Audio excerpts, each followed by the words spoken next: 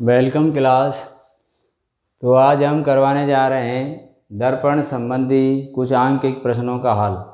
Next video में मैंने UV/F के चिन्ह किस प्रकार लेने चाहिए ये बताया। आज हम कुछ न्यूमेरिकल करते हैं। देखिए यहाँ पर आंकिक प्रश्न है। ये क्वेश्चन नंबर 1, एक अवतल दर्पण की फोकस दूरी दे रखी है 30 सेंटीमीटर। कैसा दर्पण है? अवतल। तो अवतल दर्पण की F कैसी होती है? फोकस दूरी को से F से प्रदर्शित किया है, ये 30 सेंटीमीटर है। तो ये अवतल के लिए क्या होता है? माइनस। उत्तल के लिए प्लस बताया। यदि एक बिंब 40 सेंटीमीटर की दूरी पर रखा हुआ है तो बिंब की दूरी आपको दे रखी है। बिंब की दूरी क्या होती है? U, और U हमेशा हमने कहा कि माइनस की ली जाती है, तो माइनस की 40 हो जाएगी। तो प्रतिबिंब की स्थिति क्या पूछ रहा है? प्रतिबिंब की स्थिति मीन्स दूरी कहाँ पर है? B कहाँ बनेगा और इसकी नेचर कैसी होगी, और इसका आवर्धन M पूछ रहा है, और इसकी प्रतिबिंब की प्रकृति कैसी है ये पूछनी। तो हमने इसमें पढ़ा है UV/F, तीनों में संबंध का एक सूत्र पढ़ा जिसे दर्पण सूत्र कहते हैं। तो अपन यहाँ लिखते हैं दर्पण सूत्र। कौन सा है? दर्पण सूत्र 1/V प्लस 1/U बराबर 1/F। अब देखिए यहाँ पर B फाइंड करना है और बाकी ये दोनों दिए हैं तो निकल जाएगा। अपन क्या करें? मान पुट कर दें। तो 1/V यो का तो निकालना है भी, प्लस U 1/U का मान माइनस का 40 है तो रख दिया देखो, बराबर 1/F, F का मान माइनस का 30।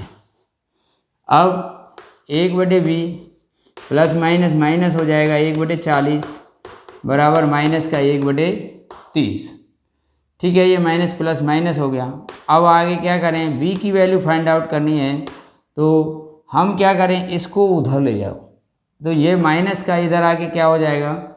प्लस हो जाएगा। तो माइनस का 1/30 ये है ही, और प्लस इधर क्या हो गया? 1/40 आके इधर माइनस था, पक्षांतरण करने पर इधर प्लस हो गया। तो अब ये यहाँ पर हमने क्या किया? 40 एलसीएम ले लेंगे। 40 और 30 का एलसीएम कितना आया? 120 है। अब एलसीएम में भाग दो 30 का, 3 चौके 12, 4 बार गया तो 4 एकम 4 हो गया, 4 3 12 3 बार जाएगा। तो 1/V बराबर क्या हो जाएगा? ये माइनस का बचेगा। देखो 3 प्लस के 4 माइनस के, तो माइनस के ज़्यादा है तो माइनस के 1/20। तो क्रॉस मल्टीप्लाई करेंगे तो V इक्वल टू क्या आ जाएगा? माइनस का 120 सेंटीमीटर। यानी प्रतिबिंब दर्पण से 120 सेंटीमीटर की दूरी पर बनेगा। तो हमें ये स्थिति निकाल दी है।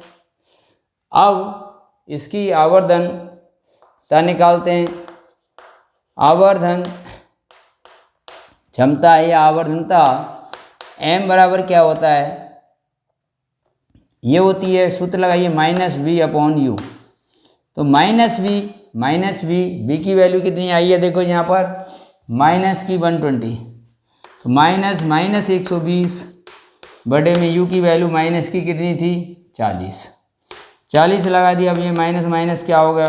प्लस हो गया बेटा। 120 बटे माइनस का 40, 4 3 बार है, ये आ गई माइनस की 3। अब देखो इसकी प्रतिबिंब की प्रकृति क्या होगी? प्रतिबिंब की प्रकृति निकाल रहे हैं हम। कैसे निकालेंगे? प्रतिबिंब की प्रकृति, नेचर ऑफ इमेज क्या है? देखो ये माइनस है तो माइनस के लिए अपन ने क्या बताया प्रकृति में? वास्तविक होगा, और माइनस उल्टा तो वास्तविक उल्टा। वास्तव में उल्टे दिन लग गए, माइनस में कर्जा हो रहा है, बताया था। तो ये माइनस आ रहा है तो इसकी प्रतिबिंब की प्रति है वास्तविक, उल्टा एवं 3 गुना बड़ा। देखो 3 है तो बड़ा आएगा, यहाँ 1 से ज़्यादा है ये 3 वैल्यू, तो यहाँ पर लिख सकते हो 3 गुना बड़ा। तो ये इसकी नेचर होगी। इस प्रकार हमने तीनों चीज़ फाइंड आउट कर ली है।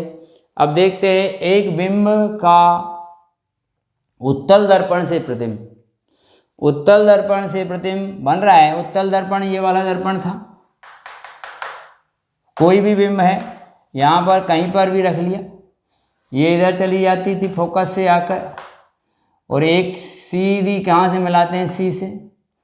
तो इसमें उत्तल दर्पण में प्रतिबिंब सदैव कहाँ पर बने, दर्पण के दाईं ओर बने, यहाँ पर। तो देखिए ये कह रहा है कि उत्तल दर्पण से किसी बिंब का जो प्रतिबिंब है दर्पण से 8 सेंटीमीटर की दूरी पर बनना है। तो ये 8 सेंटीमीटर की दूरी पर बनना है प्रतिबिंब ये। तो प्रतिबिंब की दूरी कितनी बनेगी, यहाँ प्रतिबिंब की दूरी हम लेंगे v बराबर, देखो इधर दाईं ओर बन रहा है तो v का मान +8 सेंटीमीटर आएगा दर्पण से इधर। यदि दर्पण की फोकस दूरी f कितनी है, 16 सेंटीमीटर। अब ये दर्पण कौन सा है, उत्तल है। तो उत्तल के लिए क्या होता है, उत्तल दर्पण की f कैसी होती है, प्लस की। तो इसको अपन कैसे लेंगे, प्लस का लेंगे। अब क्या पूछ रहा है, तो दर्पण से बिंब की दूरी बताइए। दर्पण से बिंब यानी वस्तु कितनी दूरी पर रखा है, ये दूरी पूछ रहा है। ये कितनी दूरी पर है, ये निकालनी है। दर्पण से बिंब की दूरी निकालनी है अपन को, बिंब की दूरी u बराबर निकालनी है। तो फिर वही दर्पण सूत्र का इस्तेमाल करो। दर्पण सूत्र क्या कहता है, दर्पण सूत्र 1/v + 1/u बराबर 1/f से। तो यहाँ पर 1/v की वैल्यू कितनी है, 8 प्लस 1/u फाइंड करना है, 1 कितना होगा ये 16 हो गया। अब 1/u बराबर क्या हो जाएगा, 1/16 माइनस इधर को ले जाइए, 1/8 उधर कैसे हो जाएगा, माइनस का हो जाएगा। तो यहाँ पर 16 तुम्हारा एलसीएम आ जाएगा, 16 एकम 16 एक बार गया तो यहाँ 1 आया, -8 दूनी 16 दो बार गया, 2 एकम 2। तो 1/u बराबर क्या आया बेटा, माइनस का 1/16। तो u बराबर क्रॉस मल्टीप्लाई करेंगे, -u बराबर 16 सेंटीमीटर, तो u बराबर कितना हो गया, माइनस का 16 सेंटीमीटर। यानी वस्तु को दर्पण के सामने, ये माइनस चिन्ह दिखा रहा है इधर दर्पण के सामने, इधर माइनस की होती है, 16 सेंटीमीटर की दूरी पर हम रखें तो हमारा प्रतिबिंब 8 सेंटीमीटर की दूरी पर बन पाएगा। तो ऐसे ही ये हमारे आंकिक प्रश्न हैं, तो इनको हम सॉल्व करेंगे। अब नेक्स्ट टॉपिक लेके अब हम देखते हैं परावर्तन के बाद लेते हैं अपवर्तन। प्रकाश का अपवर्तन किसे कहते हैं, तो अपवर्तन क्या होता है, प्रकाश का अपवर्तन। तो यहाँ पर अपवर्तन की क्रिया को समझते हैं हम। परावर्तन की क्रिया परावर्तक सतह से हो रही थी, यहाँ अपवर्तन देखो क्या होता है, दो पारदर्शी माध्यमों के मध्य होगा। जैसे ये कांच है, ये कांच का गुटका ले लिया हमने, कांच का मोटा पीस, कांच, और यहाँ पर ये वायु है, ठीक है। तो जब कोई प्रकाश की किरण मान लो एक माध्यम से दूसरे माध्यम में जाती है, पारदर्शी माध्यम होने चाहिए दोनों, कैसे पारदर्शी। जैसे ये प्रकाश की किरण कोई आ रही है PQ, और ये वायु से कहाँ कर रही है, कांच में प्रवेश कर रही है, तो ये क्या होती है, प्रकाश सीधी रेखा में चलता है तो सीधी जानी चाहिए।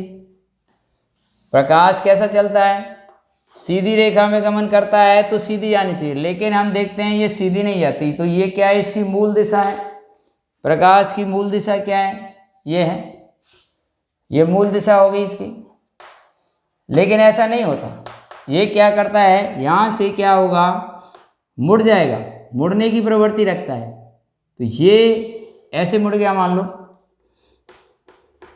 इतना झुक गया, तो ये क्या हुआ, यहाँ से विचलित हुआ है मूल मार्ग से। तो यह घटना को कहते हैं हम प्रकाश का अपवर्तन। अब देखो फिर यहाँ पर क्या है, ये कांच है, कांच से वापस वायु में जा रहा है तो फिर सीधा जाना चाहिए, लेकिन फिर सीधा नहीं जाता, फिर मुड़ जाएगा और ये ऐसी रह जाएगी। तो यहाँ पर देख रहे हो तुम, यहाँ ये कौन सी है, आपतित किरण है तुम्हारी आने वाली, आपतित, ये अपवर्तित किरण है, अपवर्तित, तो ये बाहर निकल रही है तो हम इसको निर्गत किरण बोलेंगे, निर्गत किरण, इमरजेंट रेज है ये। यहाँ पर देखिए ये तुम्हारा ये किसी तल पर, ये तो पृथक्कारी तल है, उस पर खींचा गया लंब है, इसको अविलंब कहेंगे, अविलंब। और ये वही आपतन कोण आई, ये अपवर्तन कोण आर होगा, ऐसे ये आई इसके लिए, और ये कैसा होगा आर। तो ये परावर्तन की तरह ही है। तो जब देखो प्रकाश की किरण कोई एक पारदर्शी माध्यम से दूसरे पारदर्शी माध्यम में प्रवेश करती है तो वो अपनी मूल दिशा से विचलित हो जाती है, डिस्टर्ब होगी।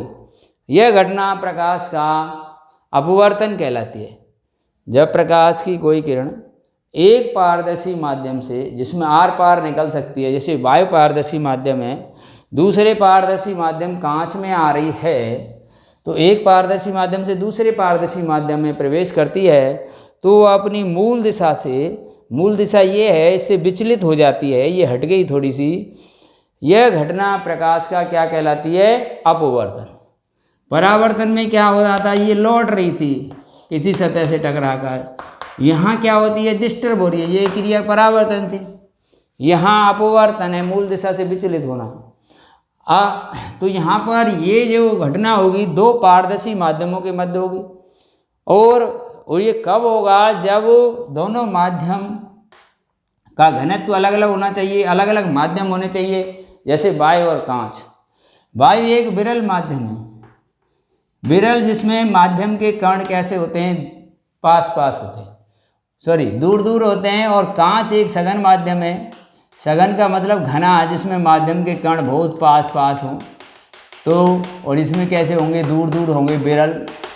तो आप वैसे भी देखो कि आपको खुले में दौड़ाया जाए तो आप तेज़ चलेंगे, या आप बाइक पर हैं, रोड साफ है तो आपकी स्पीड ज़्यादा होगी, बाइक पर चल रहे हैं और रोड पर बहुत सारे वाहन हैं, भीड़ है, तो आप धीरे चलेंगे। तो ऐसे ही यहाँ पर है, माध्यम के कण पास पास हैं तो प्रकाश धीरे हो जाती है, प्रकाश का वेग घट जाता है सघन माध्यम में विरल माध्यम की तुलना में। इसी कारण से यहाँ पर क्या होता है? प्रकाश का क्या हो रहा है? अपवर्तन हो रहा है, क्योंकि प्रकाश का क्या आ रहा है? वेग बदल रहा है, वेग बदल रहा है। यहाँ पर विरल माध्यम से सघन माध्यम में आएगा तो इसका वेग कम हो जाएगा, कम हो जाएगा तो प्रकाश क्या होता है? अविलंब की ओर झुक जाता है। अब यहाँ देखिए, यहाँ सघन माध्यम से क्या हो रहा है? वापस विरल माध्यम में जा रहा है। ये क्या है? वायु। तो फिर वेग बढ़ेगा, जब प्रकाश का वेग बढ़ता है तो वह अविलंब से दूर हट जाता है। तो प्रकाश के अपवर्तन का कारण क्या हुआ? पूछ ले, प्रकाश का अपवर्तन क्यों होता है? बताइए, प्रकाश का अपवर्तन क्यों होता है? जब प्रकाश एक पारदर्शी माध्यम से दूसरे पारदर्शी माध्यम में जा रहा है तो उसका वेग परिवर्तित हो रहा है। वेग परिवर्तन के कारण, प्रकाश के अपवर्तन का कारण क्या है? वेग परिवर्तन। जब इसमें से इसमें आया, वायु से कांच में आया तो उसका वेग बदल गया। जब प्रकाश एक पारदर्शी माध्यम से दूसरे पारदर्शी माध्यम में जाता है तो उसका वेग बदल जाता है। इस कारण प्रकाश का क्या होता है? अपवर्तन होता है। क्लियर? वेग बदलने के कारण अपवर्तन हो रहा है। अपवर्तन किसे कह रहे हैं? जब प्रकाश एक पारदर्शी माध्यम से दूसरे पारदर्शी माध्यम में प्रवेश कर रहा है तो वह अपनी मूल दिशा से विचलित हो जा रहा है। इस घटना को तो प्रकाश का क्या कह रहे हैं? अपवर्तन। अपवर्तन का कारण बताइए, क्या कारण है? अपवर्तन का कारण है प्रकाश के वेग में परिवर्तन आना, वेग बदलेगा। तो यहाँ पर देखिए, विरल और सघन, जैसे गैस माध्यम सबसे विरल है तो वायु सबसे विरल है। वायु से क्या होगा? वायु में कुछ कण हो, जैसे धुआं, धुआं थोड़ा सा सघन हो जाएगा, इससे जल और सघन हो जाएगा। जल से शरबत, उसमें शर्करा घोल दी, थोड़ा सा सघन हो गया। शरबत से कोई ठोस माध्यम ले लो, कांच, और ज़्यादा सघन होगा। तो यहाँ ये सघन, ये विरल है और ये सघन, तब बढ़ती जा रही है इधर। ये सबसे विरल, उससे सघन ये है, उससे सघन ये है, ये सघन, ऐसे आप देखेंगे।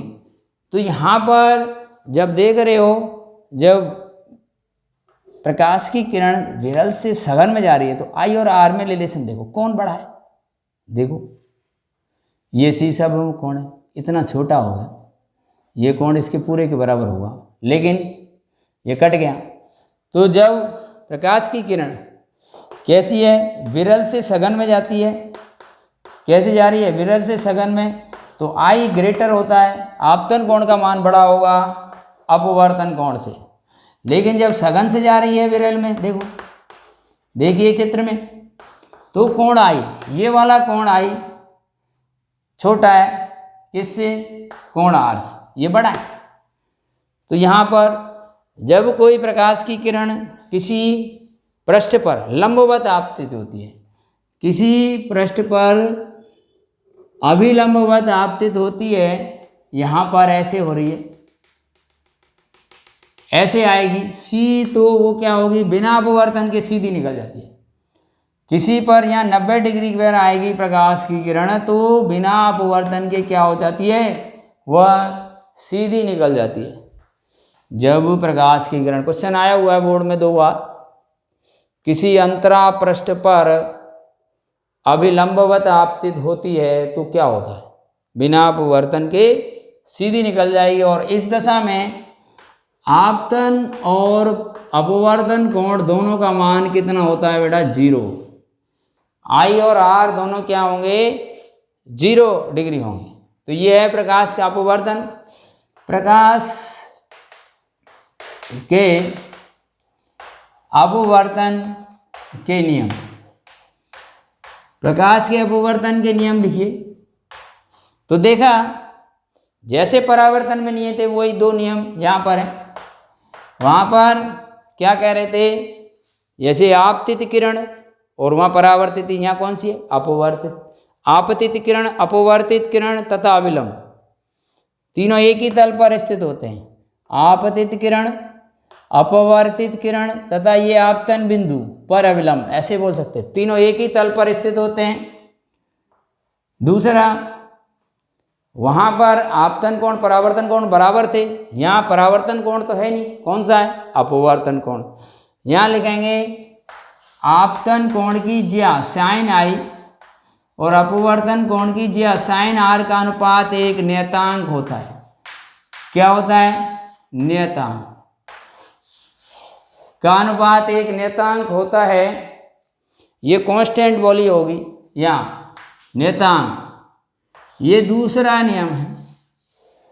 तो प्रकाश के अपवर्तन के नियम लिखिए। पहला नियम क्या लिखेंगे, आपतित किरण, अपवर्तित किरण तथा आपतन बिंदु पर अविलंब, तीनों एक ही तल पर स्थित होते हैं। दूसरा नियम, साइन आई और साइन आर का अनुपात एक नियतांक होता है। साइन आई और साइन आर का अनुपात एक नियतांक हो जाता है। ये क्या है, प्रकाश के अपवर्तन के नियम है 2। अब पूछ लिया स्नेल का नियम लिखिए। स्नेल का नियम लिखिए साहब। तो लिखेंगे इस नियम के अनुसार, यही स्नेल का नियम है बच्चों, स्नेल का नियम लिए। इस नियम के अनुसार ये लिखेंगे साइन आई यानी आपतन कोण की ज्या और अपवर्तन कोण की ज्या का अनुपात एक नियतांक होता है। ऐसा किसके लिए, किन्हीं 2 निश्चित माध्यमों के लिए ऐसा होता है, किन्हीं 2 निश्चित माध्यमों के लिए एवं निश्चित रंग के प्रकाश के लिए ऐसा होता है स्नेल का नियम। तो आपको इतना याद नहीं रहता तो आप यहाँ से भी लिख सकते हैं। वैसे पूरा नियम इस नियम के अनुसार किन्हीं 2 निश्चित माध्यमों एवं निश्चित रंग के प्रकाश के लिए साइन आई और साइन आर का अनुपात एक नियतांक होता है, यही स्नेल का नियम। अब क्या है, अपवर्तनांक की परिभाषा लिखिए। अपवर्तनांक किसे कहते हैं, फिर वही आएगा, ये 3 एक ही चीज तीनों के लिए। फिर लिखेंगे अपवर्तनांक किसे कहते हैं?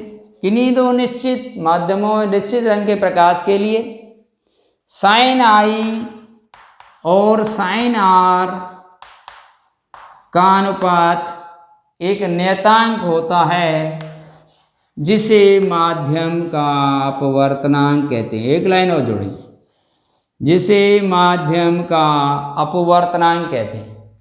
तो यहाँ म्यू क्या है? ये म्यू बराबर क्या है? माध्यम का अपवर्तनांक। म्यू को क्या कह रहे हैं? माध्यम का अपवर्तनांक कह रहे हैं हम म्यू को। इसको म्यू को क्या कह रहे हैं? माध्यम का अपवर्तनांक कहते हैं म्यू।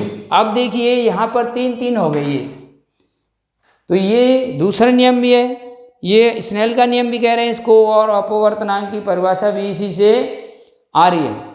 तीनों एक ही चीज़ है, यहाँ पर ध्यान दें। तो हम देख पा रहे हैं कि पहला नियम क्या था? आपतित किरण, अपवर्तित किरण तथा आपतन बिंदु पर अवलंब तीनों एक ही तल पर होते हैं स्थित। दूसरा नियम साइन आई और साइन आर का अनुपात क्या बताया मैंने? एक नियतांक होता है। ये दूसरा नियम था तुम्हारा। अब हमने कहा स्नेल का नियम लिखिए, तो ये स्नेल का नियम में अभी क्या बताया? इस नियम के अनुसार हमने क्या बताया? साइन आई और साइन आर का अनुपात एक नियतांक होता है, जिसे क्या बोल दिया हमने? अपवर्तनांक। तो आज हम अब अपवर्तनांक के बारे में अध्ययन करेंगे। ये अपवर्तनांक क्या होता है, इसको पढ़ते कैसे हैं, ये देखिएगा आप। अपवर्तनांक का अध्ययन करेंगे तो हम देखते हैं अब अपवर्तनांक। तो अपवर्तनांक क्या है, कैसे लिखा जाता है, इसको पढ़ते कैसे हैं? देखिए, जब मान लीजिए ये माध्यम 1 है, प्रकाश की किरण, ये माध्यम 1 से माध्यम 2 में जा रही थी, वही वाई से कांच में या माध्यम मान लें, तो हम यहाँ पर ऐसा लिख पा रहे हैं म्यू, कौन सा अक्षर है? 2 1। तो इसको हम क्या पढ़ते हैं पता है? माध्यम 2 का 1 के सापेक्ष। क्या बोलते हैं इसको? माध्यम 2 का माध्यम 1 के सापेक्ष अपवर्तनांक पढ़ते हैं। इसको हम क्या करते हैं? माध्यम 2 का 1 के सापेक्ष, 2 का 1 के सापेक्ष, आगे वाले अक्षर का पीछे वाले अक्षर के सापेक्ष।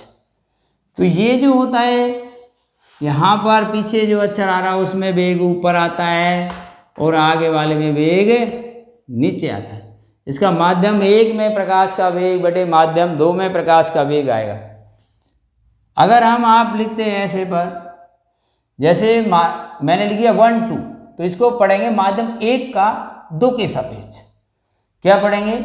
माध्यम 1 का, जिसका इसके पीछे वाले के सापेक्ष पढ़ा जाता है। ठीक है, माध्यम 1 का 2 के सापेक्ष पढ़ा जाएगा। आ रहा है कुछ दिमाग में? और देखिए, चलो नहीं आएगा। म्यू GW, G मीन्स गिलास, यहाँ G किसको कर रहा है? गिलास मीन्स कांच, और W means water, water means जल, A मीन्स एयर, वायु। तो ये हम लिखते हैं यहाँ पर GW, तो जी के कांच का जल के सापेक्ष, ये तुरंत वाले अक्षर का पीछे वाले अक्षर के सापेक्ष पढ़ा जाएगा। करेक्ट। मैं लिखूँ यहाँ पर WG, तो इसको बोलेंगे जल का कांच के सापेक्ष। अब क्या पढ़ेंगे इसको? जल का कांच के सापेक्ष। आया दिमाग में? अब यहाँ पर हम ये देख रहे हैं वेग आते हैं। अब वेग में वहाँ कैसे लगाना है?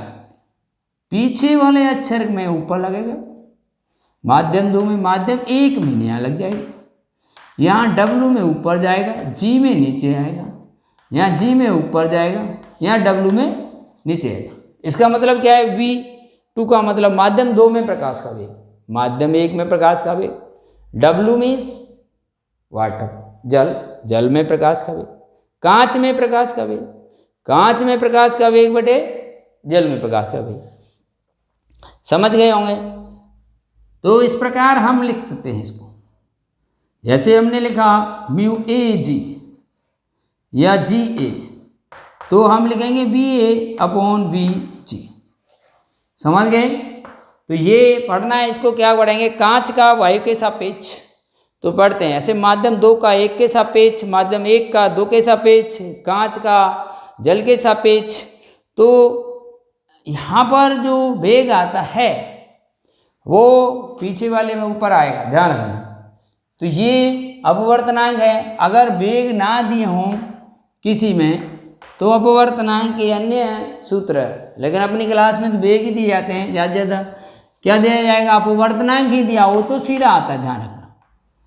तो लेकिन यहाँ पर पहले लैम्डा तरंग दैर्घ्य दे रखी हो तो लैम्डा 2 और एक तुम्हारा sine I upon sine R थाई, लेकिन अपवर्तनांक ही दिए हो तब बच्चों उल्टा आएगा। यहाँ 1 आ रहा है तो यहाँ पर 2 आएगा, यहाँ 1 आएगा, ध्यान रखना।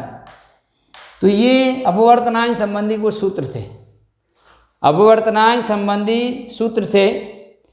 अब देखो हमने पढ़ाया है क्या, ये अपवर्तनांक, अपवर्तनांक की यूनिट लेते हैं। अब यहाँ देखो ये वेग वेग वेग वेग मीटर पर सेकंड बटे मीटर पर सेकंड, तो इसकी एसआई यूनिट क्या है, एसआई यूनिट, एसआई मात्रक बताइए अपवर्तनांक का।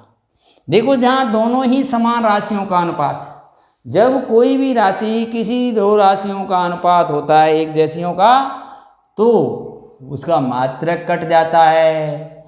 तो ये मात्रकहीन राशि है, यानी यूनिटलेस, कोई मात्रक नहीं, इसका कोई मात्रक नहीं होता। अपवर्तनांक की इकाई लिखो, अपवर्तनांक की इकाई नहीं है। क्यों नहीं है वो पूछे, क्योंकि यह दो समान राशियों का अनुपात है, रेशियो। अनुपात की कोई इकाई नहीं होती, और अनुपात हमेशा कैसा निकाला जाता है, समान राशियों में निकाला जाएगा।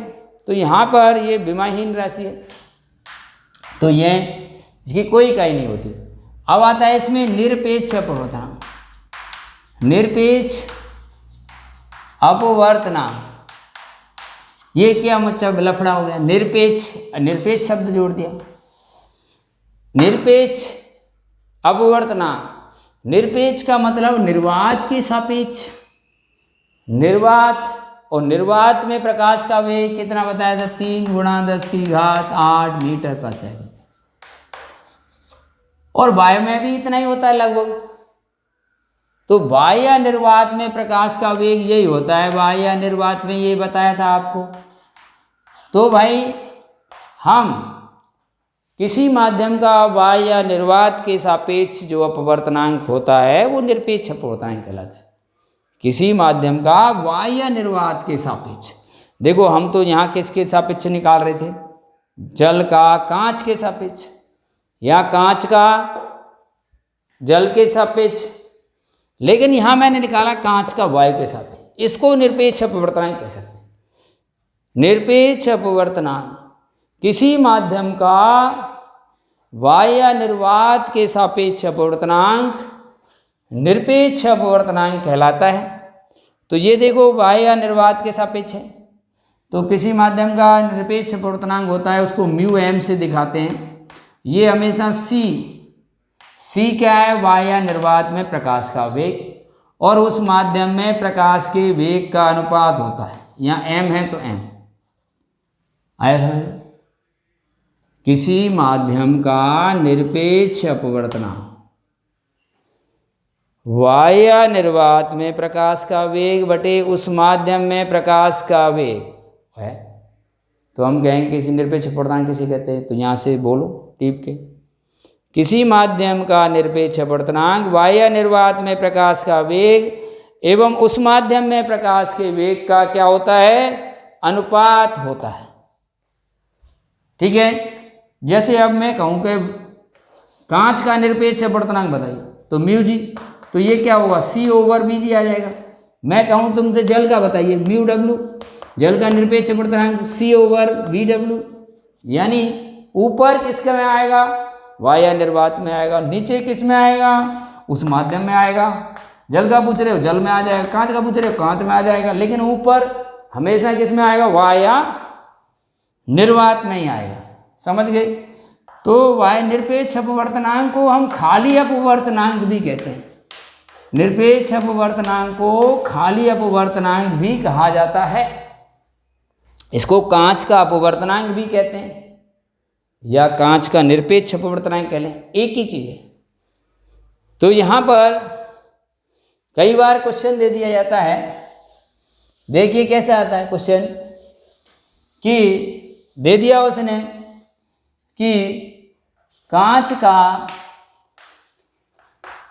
निरपेक्ष अपवर्तनांक या खाली अपवर्तनांक भी दे सकता है, एक ही बात है। अपवर्तनांक, निरपेक्ष अपवर्तनांक को अपवर्तनांक कह सकते हैं, आइए समझ में। लेकिन अपवर्तनांक यहां पर इसको हम क्या कहें, खाली अपवर्तनांक कहा जा सकता है। तो कांच का निरपेक्ष अपवर्तनांक कह रहा है, दिया इसमें 3/2 है, 3/2, तथा जल का निरपेक्ष अपवर्तनांक 4/3 है, तो ज्ञात करो। तो उसने कह दिया ज्ञात कीजिए, क्या क्या ज्ञात करना है वो देखिए। कह रहा है पहला, कांच में प्रकाश का वेग,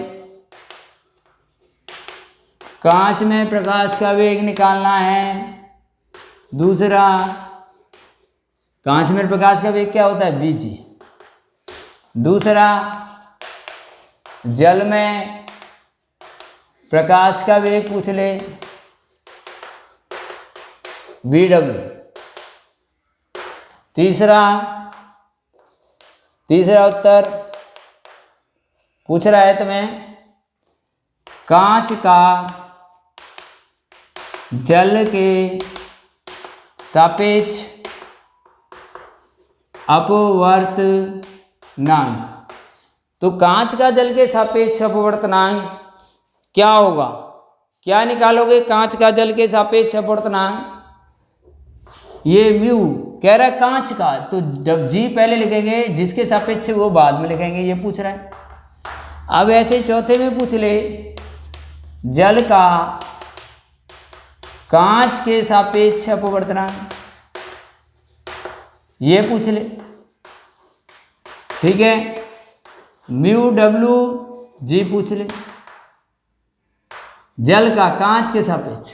तो ये कैसे निकालें, तो आप देख पा रहे हैं, यहाँ से आप यूज करें। इसमें दिया क्या है क्वेश्चन में, वो देखें आंसर क्या है। ये क्या दिया है, कांच का निरपेक्ष अपवर्तनांक μg बराबर 3/2 दे रखा है, और ये क्या है, μW जल का दे रखा है, अपवर्तनांक निरपेक्ष अपवर्तनांक दे रखे हैं। तो पहला क्या पूछ रहा है, कांच में प्रकाश का वेग पूछ रहा है। तो तुम जानते हो, देखो μg बराबर क्या होगा, अभी हमने बताया μm बराबर C/Vm, μg बराबर C/Vg। तो यानी जिसका भी अपवर्तनांक लगाते हो यहाँ C/Vg। तो अब ये मान कितना दिया है हमें, यहाँ से रख दो 3/2, और C का मान कितना होता है 3 × 10⁸ मीटर पर सेकेंड, और Vg निकालना है, क्रॉस मल्टीप्लाई कर दो, 3Vg = 3 × 10⁸ गुणा 2। तो Vg बराबर क्या हो जाएगा, 3 × 10⁸ गुणा 2/3, 3 से 3 कट गया, ये क्या आ गया, 2 × 10⁸ मीटर पर second.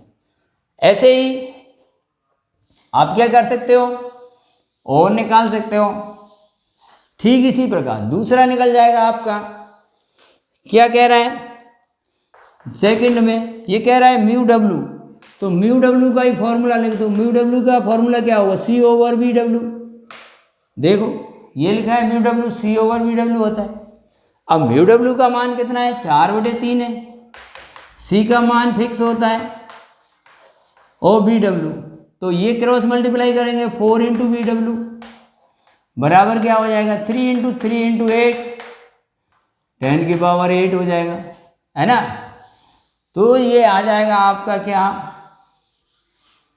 V W equal to कितना होगा, 9 गुणा 10⁸ तो ये 4 से काट सकते हो या यूँ लिख सकते हो 2.25 गुणा 10⁸ मीटर पर सेकेंड। वी डब्ल्यू आ गया। अब क्या पूछ रहे हैं आप देखिए, तीसरी बार में क्या पूछा है आपको, ये पूछा है म्यू जी डब्ल्यू, कांच का जल के सापेक्ष। तो अभी मैंने बताया कांच का जल के सापेक्ष अपवर्तनांक तो वेगों का अनुपात है, तो जो पीछे वाला है उसमें ऊपर जाता है और आगे वाला नीचे आता है। तो अब ये दोनों मान पता है आपको, देखिए वी डब्ल्यू मान कितना दिया है अभी निकाला है, 2.25 इंटू 10⁻, कितना है 8, और वो कितना है, ये कितना है 2 गुणा 10⁸, ये कट गया। अब ये 225/200, ये 25 निम्मा 225, 25 8 200, ये आ गया 9/8। चौथे में क्या कह रहा है कि म्यू डब्ल्यू जी निकालिए, तो म्यू डब्ल्यू जी में बी आएंगे, ये पीछे वाला ऊपर आगे वाला नीचे। तो अब वी जी कितना था, वी जी अभी पता है 2 गुणा 10⁸ है, ये निकाल चुके हैं वी जी। और वी डब्ल्यू कितना है, ये वाला है 2.25 इंटू 10⁸, तो ये 8 से 8 कट गया, कितना है 225, ये कितनी बार कट गया 8 बार, ये कितनी बार 9 बार, 25 से काट दिए। तो ये ऐसा क्वेश्चन पूछा जा सकता है कि अपवर्तनांक दे दे और वेग पूछ ले या सापेक्ष अपवर्तनांक पूछ ले, तो यहाँ इस तरह का क्वेश्चन ये बनता है। तो ये अपवर्तनांक था, अपवर्तनांक कोई इकाई नहीं थी, और ये क्या है साइन आई और साइन आर का रेशियो था, यानी साइन आई और साइन आर का अनुपात ये नियतांक होता है जिसे माध्यम का अपवर्तनांक करते हैं। Thank you, have a nice day, मिलते हैं नेक्स्ट वीडियो में।